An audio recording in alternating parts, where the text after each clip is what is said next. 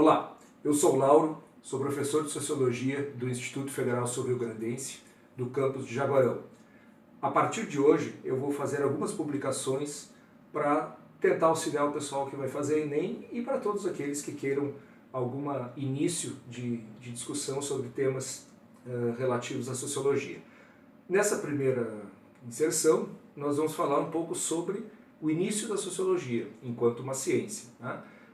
É comum se dizer que a sociologia é uma ciência nova, né? E se compararmos com outras ciências, né, que tem muito mais tempo, realmente a sociologia ela é uma ciência do século XIX. E por que surgiu a sociologia? A sociologia, enquanto a ciência que estuda a sociedade, né, os grupos sociais, é a interação entre esses grupos dentro da sociedade, ela surge a partir da Revolução Industrial e da Revolução Francesa. Só que a Revolução Industrial e a Revolução Francesa elas são o final de um processo que, na verdade, iniciou lá pelo século XIV, que é o processo de mudanças da sociedade feudal para a sociedade capitalista. Uma série de eventos que podemos citar aí está as feiras de trocas, o comércio ultramarino, o processo de colonização e de escravização de outros continentes por parte dos europeus e ainda a questão da chamada mudança nas formas de pensamento. Vamos lembrar que durante o feudalismo a Igreja Católica tinha uma grande força, e aquilo que explicava o mundo era a visão da Igreja Católica.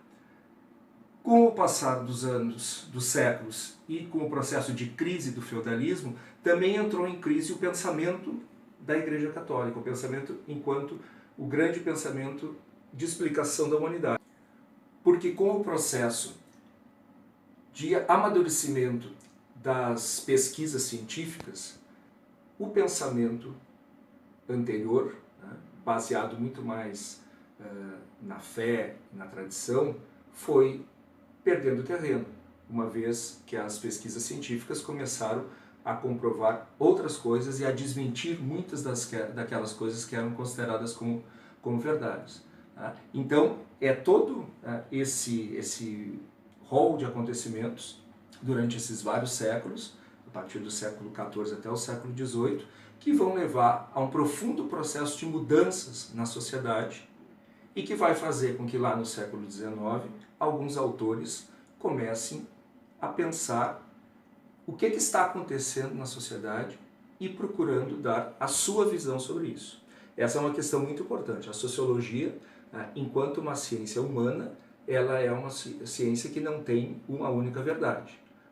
Ela tem todas as suas formas de pesquisa, ela tem uma série de coisas que ao longo dos tempos foram sendo consensuadas entre os pesquisadores, mas existe uma série de coisas, de ideias, que não se chega a consenso e não se chegará nunca, provavelmente. Porque partem de uma série de questões, de uma série de ideias de mundo completamente distintas.